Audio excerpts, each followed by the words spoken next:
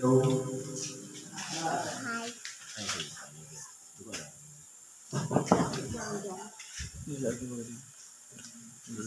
Yan po ang dakilang Panginoong Jesucristo sa mapagpala. Sabi po sa bawat isa sa atin. Dito po tayo sa pagpapasalamat.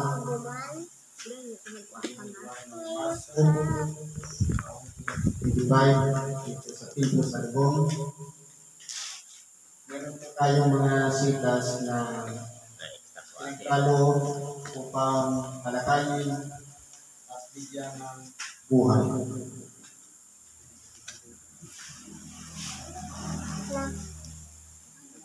Ito ang ibigyan natin ng yung dalawa. Sabi ko dito, ang tanong ni Apostol Pedro,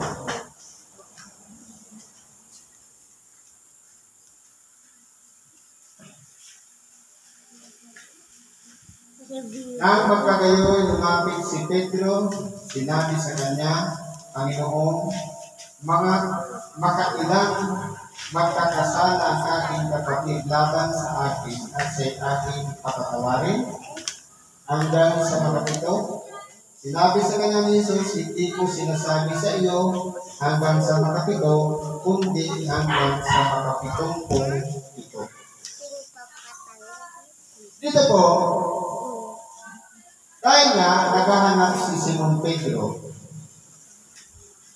ang isang bagay na dapat niyang malaman tungkol sa pagpapatawad.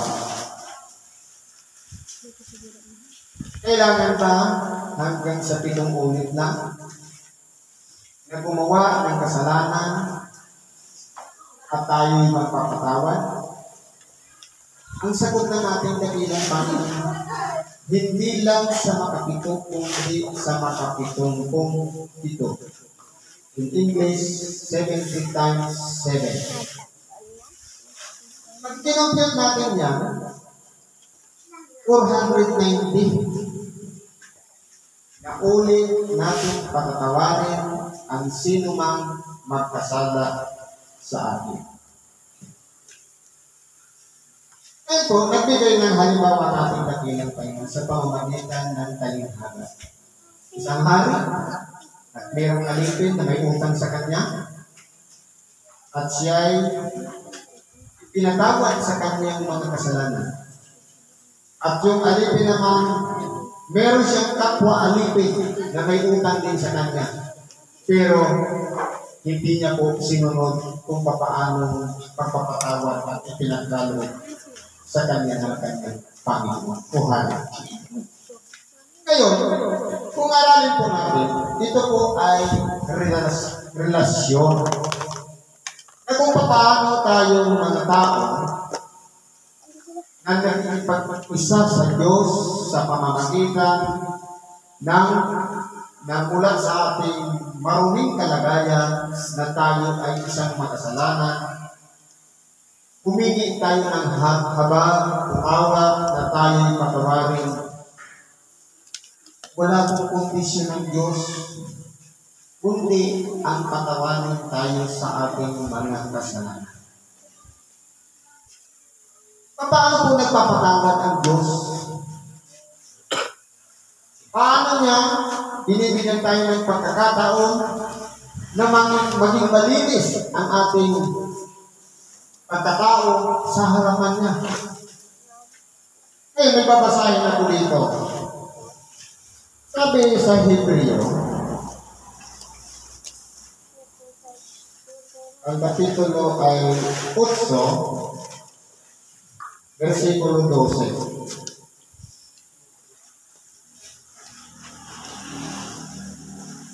Sabi ganito, sapagkat ako'y magiging mahabagin sa kanilang kalikuan at ang kanilang mga kasalanan ay hindi ko na aalalakan. Ibig sabihin po pala, kapag ang Diyos ay nagtatawad, hindi niya na po binabalikan kung ano man ang nagawa natin pagkakasala. Hindi niya na inaalala. Kahit gaano man kabigat tayo magkasala sa harapan ng Diyos,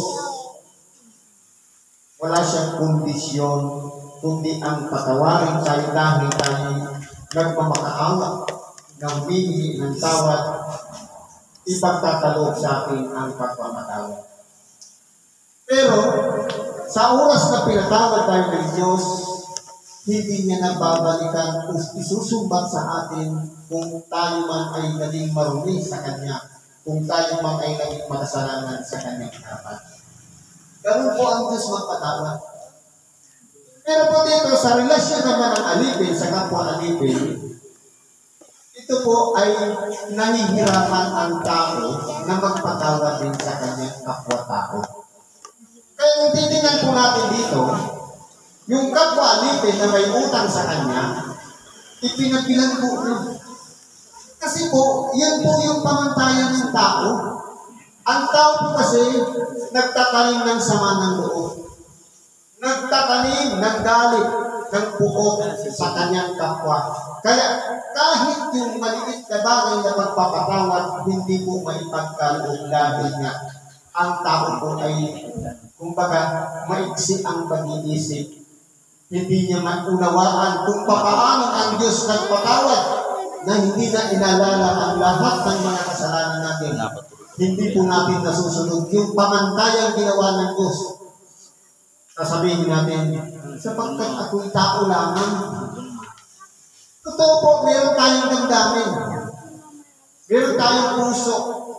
Pero sa oras na ang Espiritu Santo ang manahan sa ating buhay, ang lahat ng mga bagay na hindi natin kayang gawin, magagawa natin. Kapag nananahan ang Espiritu Santo na siyang pupukaw sa ating puso, para kung ano man ang ginawa ng Diyos na hindi niya na inalala ang lahat ng mga nagawa nating pagkakasala, dapat ganun din ang magiging o magagawa natin sa ating kapwa. Ngayon, kapag hindi natin yan ginawa, doon napapasok yung sinasabing, huwag mong pighatiin ang Espiritu Santo na diyan sa inyo, kayo'y tinatahan. Sa mga tuwid, nagdaramdam yung Espiritu Santo. Sa oras na siya'y manahan sa ating buhay at mabigat sa atin ang magpatawad sa mga may utang sa atin. Kaya po, kung titignan po natin dito, ang pagpapatawad po ay hindi lang nagmumula sa bibig. Hindi lang nagmumula sa sinasabi ng kapwa na pinapatawad na kita.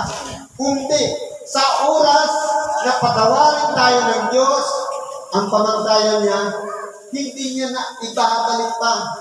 Kung baga sa memory, tatanggalin ng Diyos sa Kanya ang pagiging natin isang makasalanan. Dapat gano'n din po tayo. Pero bakit po nangyayari sa tao, yung halimbawa na sa talinhaga ng ating dakilang Panginoon, bakit nagagawa niya na ang isang kapwa alipin at kalebe ay nagagawa niyang ipagbilanggo?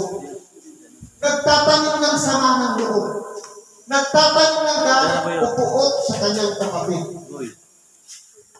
Ngayon, ang gusto natin, magkamit tayo ng buhay na walang hanggan sa piling ng Diyos. Ngayon, kung dito ka lang sa pamumuhay natin sa ibabaw ng sanglibutan, hindi natin mabigyan ng pagkakataong masunod ang kalooban ng Diyos na magpatawad din sa mga may utang sa atin, magiging useless po ang pamumuhay natin dito sa ibabaw ng sanglibutan. Na kahit palagi tayong nananalangin, palagi tayong nagsisimba o nakikinig ng Ebanghelyo, pero hindi nabibigyan ng pagkakataon yung aral o salita ng Diyos na tayo magpatawaran din sa isa't isa. Ang nangyayari po niyan, parang pakitang tao lang yung pagsamba natin. Eh po dito, itinuturo sa atin na maging totoo tayo sa harapan ng Diyos. Kung ang Diyos, nung magpatawad siya, wala siyang kondisyon, naging totoo siya sa buhay natin, dapat naman tayo maging totoo sa ating kapwa. Na dapat, kung ang Diyos ang pamantayan niya, na ang kasalanan ng bawat tao ay hindi niya na inaalala pa, dapat tayo rin, forget na rin yung kasalanan ng ating kapwa. Kaso po kasi ang tao, iba po kasi ang pamantayan ng tao. Kapag nagkasala, ibabarangay ka. Hanggang sa makabayad ka ng utang. Pero pagdating sa Diyos, urang mismo. Sa oras na humingi ka, walang kondisyon, ipapatawad agad ang ating mga kasalanan. At hindi niya naaalalahanin pa. Hindi niya i-remind, pinatawad na kita, dapat mag-ayos ka na. Hindi. Ang Diyos po, kapag nagpatawad, forget na lahat yung nakaraan natin na ginawa. Kahit gaano man kasama tayo, gaano man tayo, niyurakan natin ang Diyos, kung tayo man ay naging marumi sa paningin niya.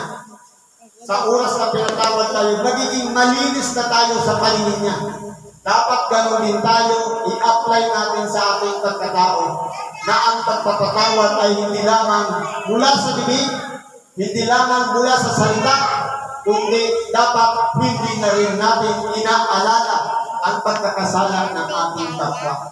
Sapagkat yun po dapat ang nangyayari sa buhay natin. Masasayang lang yung pagod natin. Palagi tayong nakikinig ng salita ng Diyos. Palagi tayong nananalangin. Palagi tayong nagsisimba. Pero kung yung pagpapatawad na palagi natin sinasambit sa Ama namin, na patawarin mo kami ng aming mga kasalanan, gaya naman namin ang tanong, gaya nga ba? Nagpatawad nga ba tayo? Kaya kung meron pang bigat yan sa ating puso, napapanahon na napakawalan natin yan, i-release natin yan.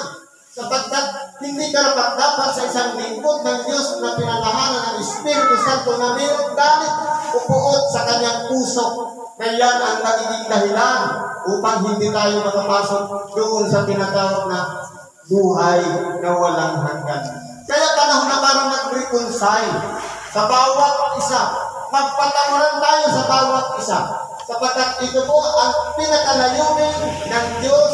Kaya siya na parito sa ibabaw ng sanglibutan, isinuko niya kanyang buktong na anak na pinakapantubos para patawarin tayo ng ating mga kasalanan. At tayo naman, mga kapwa-alipin, kapwa-lingkod ng Diyos ay magpatawaran sa isa't isa para hindi masayang yung pananalangin namin na patawarin mo kami ang aming mga kasalanan dahil naman namin na nagpatawad sa mga may sala sa amin. Kondisyon po yun ng Diyos. Bago ipagkakaloob ang kapatawaran sa atin, una muna tayong magpapatawad. Samantalang yan kung saan ang tao'y tinuturuan na matuto tayong magpatawad sa ating kapwa. Ang pagpapatawad po ay paglimot. Ibig sabihin, kung ang Diyos hindi niya na inaalala ang kasalanan ginawa natin, nilimot niya na, dapat ganoon din ang i-apply natin sa ating pamumuhay. Sapagkat Diyos na lang po ang gaganti sa oras na tayo naman ang nagpatawad sa mga may sala sa atin. Kaya po, kung pag-aaralan natin ang Ebanghelyo ito, ano ang gagawin ng Ama sa oras na hindi tayo nagpatawad? Sabi dito, at agalit ang kanyang ibinigay siya sa tagapagpahirap. Ito na yung kahihinatnan natin. Tagapagpahirap, walang iba yung dagat-dagat ng apoy. Bakit pa natin pagtitiisan ang isang bagay na pwede naman natin gawin? Bakit pa natin pinapatagal? Sabi niya, ngayon na, kung marinig ikaga ninyo ang kanyang tinig, huwag ninyong papagmatigasin ang inyong mga puso. Napapanahon na ang bawat isa sa atin magkaroon ng kagaanan sa kanilang puso sa pamamagitan ng pagpapatawad sa ating kapwa. Kaya, hindi pa huli ang lahat, magpatawaran tayo at magkaroon tayo ng isang pag-isip, isang layunin sa pagkatuwing pagay. Patuloy natin siyang papurihan, dakilain ng Diyos at luwalhatiin sa kanyang pangalan na sama-sama tayo na maglinis ang ating kalooban ayon sa ipinagkaloob ng Diyos sa bawat isa sa atin. Kaya po, ang pagpapatawad, mahirap gawin, pero kaya natin gawin. Sa oras na tayo'y tulungan ng kanyang kapangyarihan, walang iba, ang Espiritu Santo na siyang nananahan sa ating puso. Pagbigyan natin, huwag yung sarili natin pag-iisip, sarili natin pag-ubat, sapagkat hindi natin yan kayang gawin. Pero kung kasama natin siya, magagawa natin sa ngalan ni Kristo Jesus. Salamat po at magandang gabi sa bawat isa.